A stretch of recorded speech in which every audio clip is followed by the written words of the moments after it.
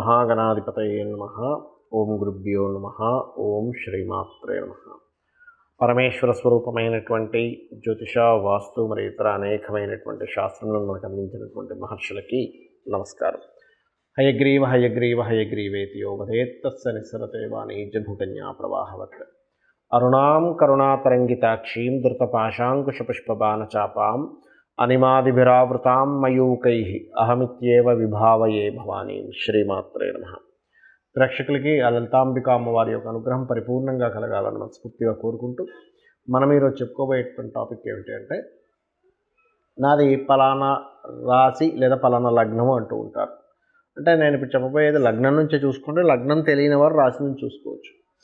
అలాంటి వారికి చతుర్థాధిపతి అంటారంటే 4వ స్థానాధిపతి జ్యోతిష్ శాస్త్రరీత్యా. ఆ 4వ స్థానాధిపతి కనుక మీ జన్మజాతకంలో ఏదైనా ఒక గ్రహంతో కలిసి ఉంది, అప్పుడు మీరు ఏదైనా ప్రాపర్టీ కొనుక్కోవడం ద్వారా బాగుంటుంది. అలా కాకుండా కలవకూడనటువంటి గ్రహంతో కలుస్తాయి కొన్ని. అంటే ఎలా అంటే, చిన్న ఎగ్జాంపుల్ చెప్పాలంటే నీరు నిప్పు కలవదు కదా.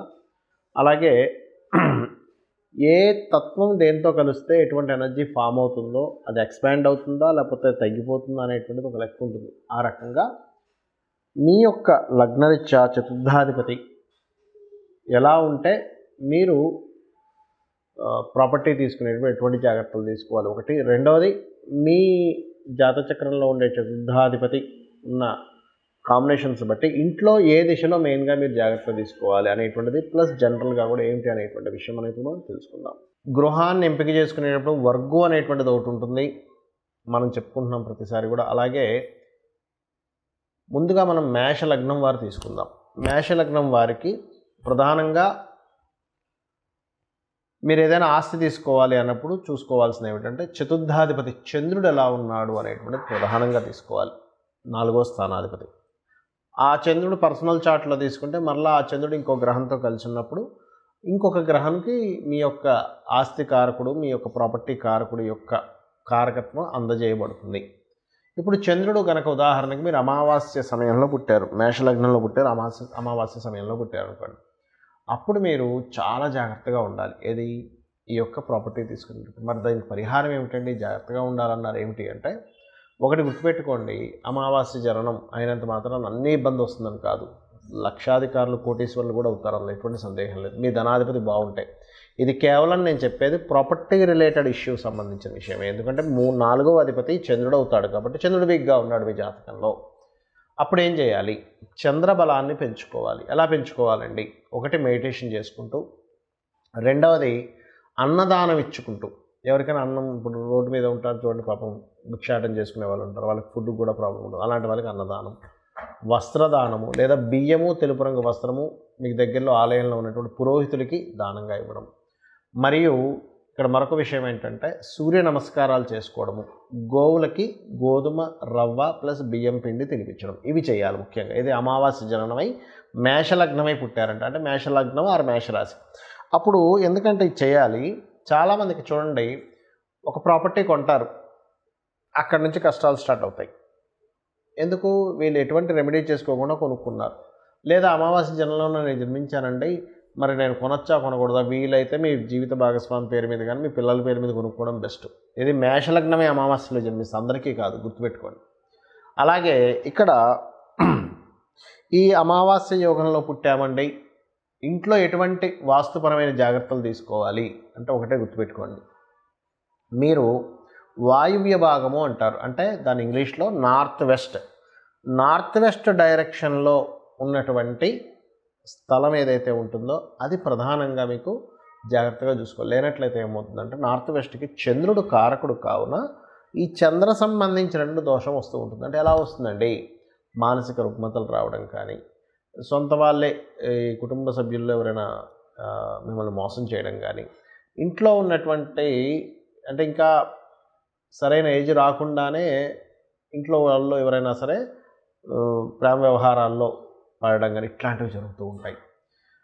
మరి ఇంట్లో ఏదైనా దోషం సంబంధించింది ఇంట్లో ఏదైనా చేసుకోవాలా? ఒకవేళ వాయువ్య దోషం అంటే పెరగడం కానీ తరగడం కానీ జరుగుతూ ఉంటుంది. వాయువ్యం పెరగడం కానీ తరగడం కానీ దోషంగా చెప్తారు. బాత్రూమ్స్ ఉండకూడదు అక్కడ. ఇవన్నీ కూడా ఏమవుతుందంటే, మీ జన్మజాతకంలో ఆల్రెడీ అమావాస్య యోగం ఉంటూ గృహంలో వాయువ్య దోషం ఉండడం అనేది రెండూ కలిసి దోషం పెరుగుతుంది. కాబట్టి ఈ జాగ్రత్త తీసుకోండి. ఇంట్లో వీలైనప్పుడల్లా లలితాసహస్రనామాలు ప్లే చేయండి, గుగ్గిలం వేస్తూ ఉండండి, ఇంట్లో సాంబ్రాన్ని వేస్తూ ఉండండి. ఖచ్చితంగా మీరు ఇబ్బంది పడుతున్నటువంటిది క్లియర్ అవ్వడం జరుగుతుంది. చాలామందికి గృహము అనగానే ప్రతిసారి తూర్పు మంచిది లేదా ఉత్తరం మంచిది, దక్షిణం పడమర మంచిది కాదు అనుకుంటారు. అది పూర్తిగా తప్పు. వాస్తు శాస్త్రంలో ఎక్కడా కూడా సంస్కృత గ్రంథమైనటువంటి విశ్వకర్మ ప్రకాశిక అనేటువంటి గ్రంథంలో ఎక్కడా కూడా ఈ దిశలు మాత్రమే మంచివి, ఈ దిశలు మంచివి కాదు అనేటువంటిది లేదు. ఇది ముందుగా గుర్తుపెట్టుకోండి. పాయింట్ నెంబర్ 1, అన్ని దిశలు మంచివే.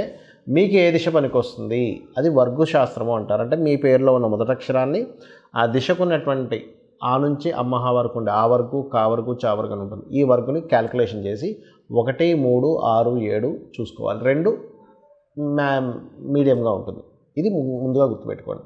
ఇక రెండవ విషయం ఏమిటి అని చెప్పి చూసుకున్నట్లయితే వర్గుతో పాటు మీరు ముఖ్యంగా చూసుకోవాల్సింది, ఇప్పుడు నేను చెప్పాను మీకు ఏది, ఈ దోషం ఉంటే ఈ డైరెక్షన్ చూసుకోవాలి. ఆ రకంగా అది ఏదైనా ఉంటే, ఇప్పుడు ఉదాహరణకి శుక్రకేతువులు కలిసి ఉన్నారు ఎవరి జన్మజాతక చక్రాలు అంటే కిచెన్ కనుక చిన్నగా ఉందనుకోండి, ఇంకా దాని ప్రభావం పెరుగుతూ ఉంటుంది వాళ్ళకి కొంచెం. అంటే దాన్ని మనం ఆ ప్రభావాన్ని వాస్తు ద్వారా తగ్గించుకుంటున్నాం.